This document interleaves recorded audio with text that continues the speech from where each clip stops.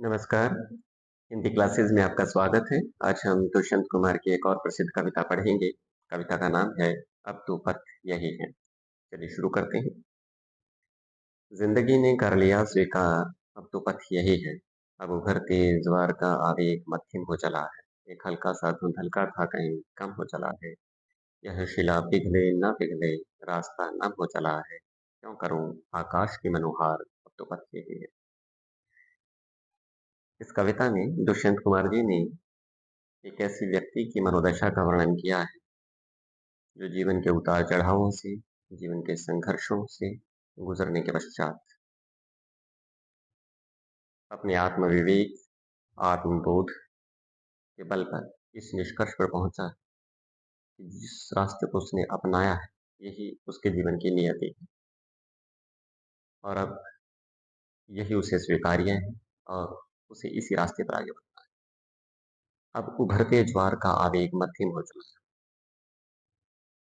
दुष्यंत कुमार जी कहते हैं कि जीवन में जो आवेग था, जोश था, वह ज्वार अब थोड़ा मध्यम हो चला है और आंखों के सामने जो थोड़ा बहुत धुंधलका छाया हुआ था, जो दिग्भ्रम था, वह अब समाप्त हो चला। यह शिला पिघले ना पिघले, रास्ता नम हो चला। ये सही है कि रास्ते में आने वाले जो अवरोध हैं, शिला, पहाड़, पत्थर, बाधा, ये हमारे रास्ते में जो अवरोध हैं, वो भले ही पूरी तरह से दूर न हो, लेकिन रास्ता थोड़ा बहुत नम हो चला है। अर्थात रास्तों की जो कठोरता है, उनमें थोड़ी कमी आई। क्यों करूं आकाश की मनोहार, अब तो बात यही है। इसलिए मैं इन विकट परिस्थितियों में आकाश की मान मनोहार क्यों करूं? आकाश यहाँ का प्रतीक है किसी अज्ञात सत्ता का, किसी दैवी सत्ता का, ईश्वर का। कि मैं ईश्वर की मान मनोहार क्यों करूं? किसी अज्ञात सत्ता के आगे मैं याचना प्रार्थना क्यों करूं? क्यों गिड़गिड़ाऊं? सच तो ये है कि मैं जिस रास्ते पर चल रहा हूँ, यही रास्ता अब मुझे स्वीकार्य है और मुझे इसी रास्ते पर आगे बढ़ना है। वास्तव में उसी रास्ते को स्वीकार करना, ये आत्मसमर्पण नहीं है, हार मानने का प्रतीक नहीं है। वास्तव में ये इस बात का प्रतीक है कि युवावस्था में आवेग में भरकर, जोश में आकर जो दिग्भ्रम उसने पाले थे, अब उसे ज्ञान की प्राप्ति हो चुकी है। उन सभी उतार चढ़ावों, संघर्षों के बाद उसने आत्मबोध की अवस्था प्राप्त कर ली है।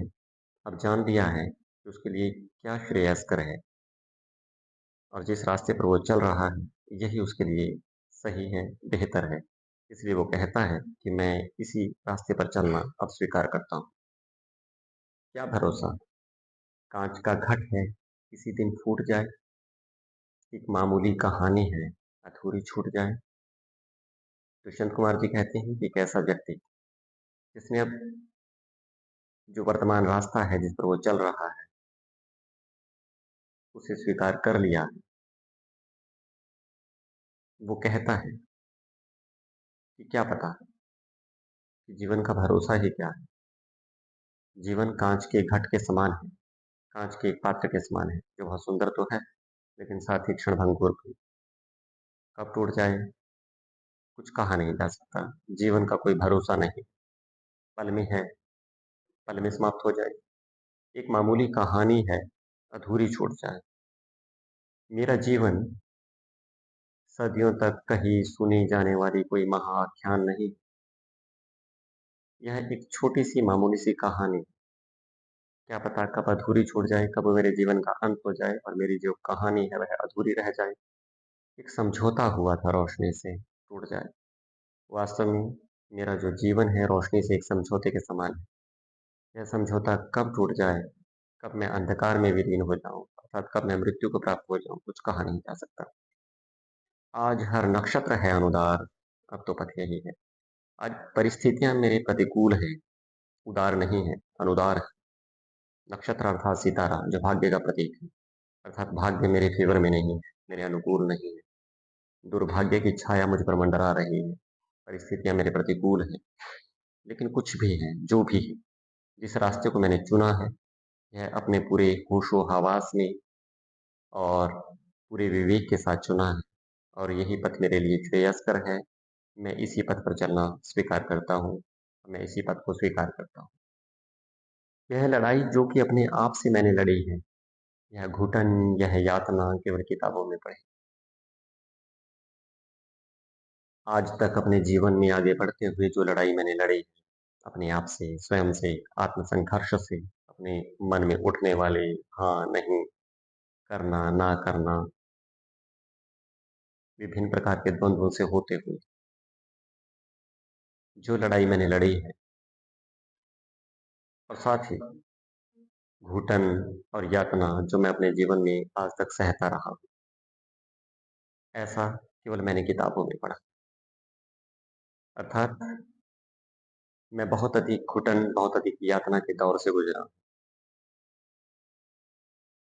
यह पहाड़ी पाँव क्या चढ़ते, इरादों ने चढ़ी और जीवन के जिस पहाड़ को मैं चढ़कर यहाँ तक आया हूँ, मेरे पाँवों में इतना दम था कि मैं इस पहाड़ी को चढ़ पाता। ऐसा मेरे इरादों ने किया। ये पहाड़ी मेरे पाँवों ने बल्कि मेरे इरादों ने चढ़ी। ऐसा मैं अपने दृढ़ संकल्प के बल पर कर पाया। कल दरीचे ही बनेंगे द्वार और मुझे आशा है, ये जो छोटी-छोटी खिड़कियाँ हैं, रोशनदान हैं, ये ही कल आने वाले समय में मेरे लिए द्वार बनेंगी सफलता का। अर्थात जिन छोटी-छोटी बाधाओं को पार करके, जिन छोटी-छोटी सफलताओं को मैंने हासिल किया, ये छोटी-छोटी सफलताएँ ही आने वाले समय में मेरे जीवन में एक बड़ी सफलता का कारण बनेंगी। ऐसा मैं स्वीकार करता हूँ, ऐसा मैं मानता हूँ। ये मुझे आशा है। इसलिए मैं जिस पथ पर चल रहा हूँ, यह पथ मेरे लिए बेहतर है, बेहतरीन है, क्योंकि इस रास्ते को मैंने आत्म-संघर्ष, आत्म-द्वंद्व, उतार-चढ़ाव, आत्मबोध, विभिन्न रास्तों से गुजरते हुए चुना और इसका जो चयन है, मैंने पूरे होशो-हवास में किया है। इसलिए ये जो रास्ता है, मेरे लिए सबसे अच्छा है और मैं इसी पथ को स्वीकार करता हूँ। धन्यवाद।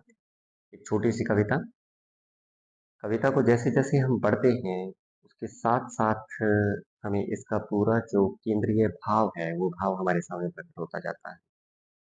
बड़ी सीधी, सपाट भाषा में बड़ी गहरी बात इन्होंने कही। एक थोड़ा-सा असमंजस अवश्य आता है इस कविता में। कभी-कभी ऐसा लगता है कि जैसे हार मानने की बात यहाँ पर कही जा रही है। लेकिन वास्तविक जो मंतव्य है कवि का वो ये नहीं है। जीवन की युवावस्था में हम प्रायः कुछ ऐसे बड़े-बड़े सपने ठान लेते हैं, जो कई बार हमारी क्षमताओं से परे होते हैं और बड़े अनरियल होते हैं, जो यथार्थ से परे होते हैं। लेकिन जैसे-जैसे हम जीवन में आगे बढ़ते हैं, तो हमें अपनी क्षमताओं का बोध होता है और साथ ही यथार्थ का बोध होता है कि यथार्थ क्या है। पूरी कल्पनाओं में उड़ना, उड़ने का जो भाव है, जो युवावस्था में अक्सर आ जाता है, उससे हम निजात पा जाते हैं और उसके पश्चात जब हम निर्णय लेते हैं, वो निर्णय हमारा वास्तविक निर्णय होता है। तो ठीक उसी अवस्था को यहाँ पर दर्शाया गया है इस कविता के माध्यम से कि वह रास्ता जो आत्म-संघर्ष के बाद, आत्म-द्वंद्व के बाद, जीवन के उतार-चढ़ावों को झेलने के बाद, अपनी क्षमताओं को परखने के बाद दिया जाता है।